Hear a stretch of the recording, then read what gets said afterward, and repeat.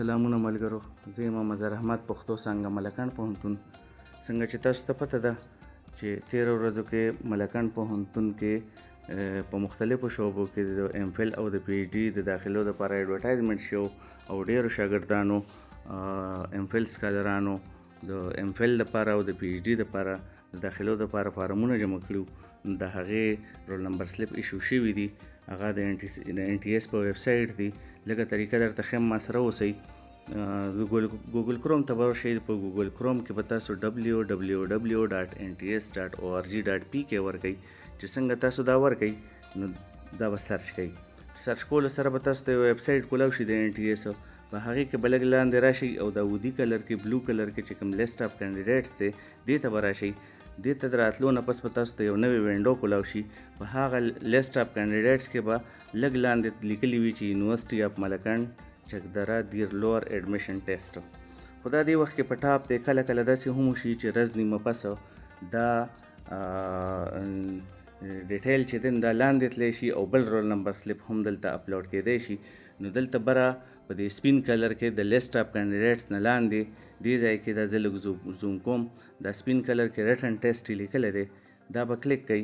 د دې کلیک کولو نه پس به تاسو ته د یونیورسټي اف ملکنډ دا ډیټیل راشي او دې ډیټیل سره دا کوم کتاب چې جوړ دی دا ډیټیل به کلیک کوئ.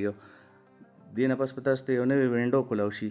دغه نوی وینډو کولاولو نه پس به تاسو دې ځای کې زه زوم کوم، د خپل شناختي کارډ نمبر به ورکئ په کومه طریقه چې ما ورکړو. خو دې کې به ډیش لازمي وي. ټیک شو. بیا تاسو وګورئ په بله خانه کې لیکلي دي پلیز انټر کوډ. دلته کې 16829 دا یو کوډ یې ورکړی دی، خو دا به هره پیره بدل راځي. ضروري نه ده چې ستاسو د هم دغه کوډ وي. تاسو به دا کوډ دلته کې ورکئ چې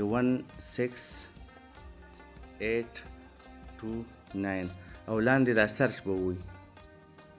سرچ وهلو سره به تاسو ته رول نمبر سلیپ کولاو شي. دا رول نمبر سلیپ زه زوم کوم چې دې کې کم ډیټیل دي. دې کې وګورئ رول نمبر یې ورکړی دی، نوم یې ورکړی دی، فادر نیم یې ورکړی دی، سین آی سی ورکړې ده، پیپر ټایپ دی چې دا د پښتو دی، او د ټیسټ ډیټ یې ورکړی دی، ټایم یې ورکړی دی او ټیسټ سنټر یې ورکړی دی چې یونیورسټي اف ملکنډ. تاسو دا پرنټ کولی هم شئ.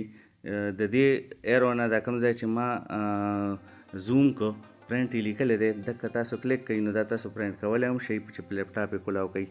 دا ویډیو ډیرو ملګرو سره شیر کړئ چې کومو کسانو کومو شاګردانو ایم فل دپاره یا پی ایچ ډي دپاره فارمز جمع کړي دي چې هغوی په وخت د ټیسټ نه خبر شي، خپل رول نمبر سلیپ ډاونلوډ کړي او په ټایم ټیسټ له راشي. ډیره مننه، خوشحاله اوسئ.